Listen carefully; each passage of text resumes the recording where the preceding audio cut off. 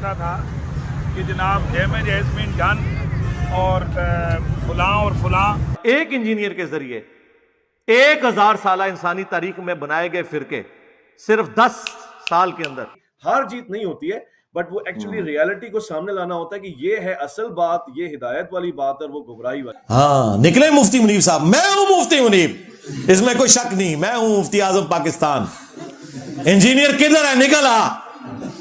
مفتی صاحب آئے، ان کو آنے کا ٹکٹ بھی دوں گا اور اسلام آباد سے جیلم کی میں اسپیشل گاڑی ان کے لیے بھجواؤں گا اور یہاں پہ انہیں بٹھاؤں گا، خود سامنے بیٹھوں گا. ہاں ایک سے بات کروں گا، دوسرا کہ ان کو تو پتہ ہے ان کو تو یہ فیلڈ ہی نہیں تھی، اس لیے وہ انجینئر صاحب سے زیر ہو گئے.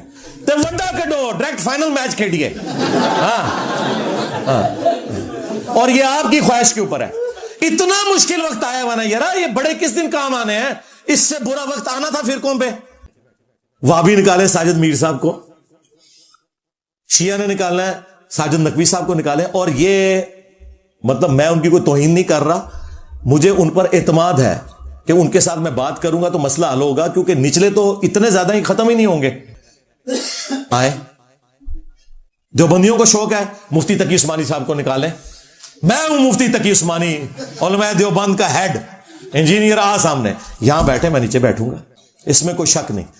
یعنی لیڈر کا پتہ ہی اس وقت چلتا ہے جب مشکل وقت آتا ہے.